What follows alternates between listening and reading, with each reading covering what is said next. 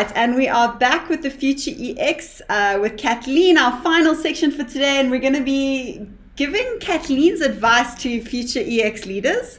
And Kathleen, I'm gonna ask you first of all, how would you suggest leaders incorporate diversity and inclusion focus in their employee experience strategy? I know it's also quite a focus at the moment. So what is your opinion on that? Okay, so first and foremost, we need to acknowledge diversity and inclusion, learning what is diversity, understanding what is inclusion, and then, we can add value to the business in terms of our skills and ideas. And also leadership must put platforms in place. And out of those relevant platforms, things will happen. Okay. Right. What do you mean by a platform? Let me just understand. So, for instance, training. Okay. Yes. Learning and development.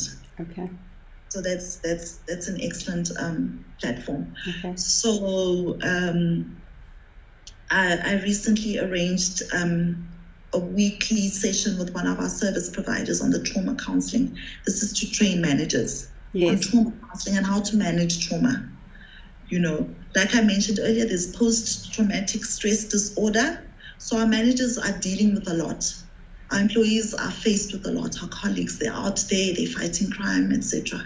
So we need to have platforms like that will educate and train and they'll go back and empower their employees, and so it's platforms like that.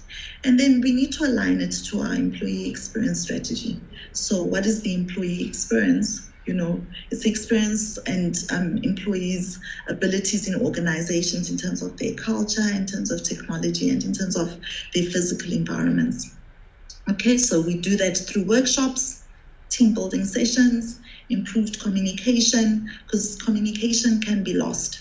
For instance, we don't reach all our staff members, and that's in any organization. Yeah, sure. It's not just, something that Fidelity Services Group is facing. It's that we need to have improved communication. We need to understand that not everybody has access to, to data.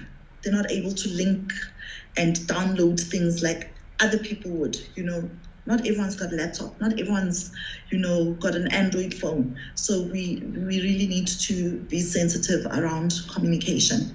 All right. And then also by employing diverse teams. Okay. And that leads to better employee engagement and productivity. And it also allows better problem solving abilities. So for instance, I've got a health and wellness committee that I chair. There we meet every now and again. What is it that we can do to reach out to our employees, to like the wellness day tomorrow?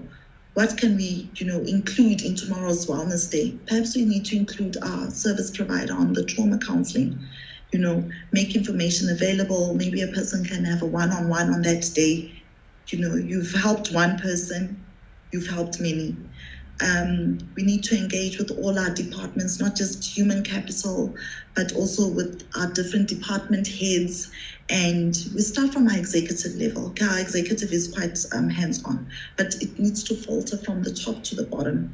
We need to mix our teams, from a gender point of view, from a race point of view, from a qualifications point of view.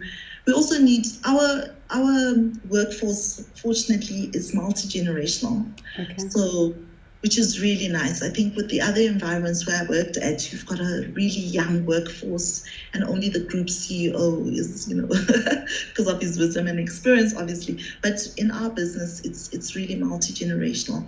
We actually even encourage, extension of your contracts after pension. Okay.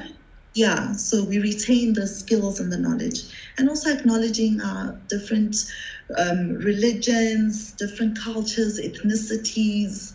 It's really important that then we'll be able to incorporate diversity and inclusion. Fantastic. Yeah, I love the tidbit about the multi-generational passing wisdom and thing. I think it makes a big difference.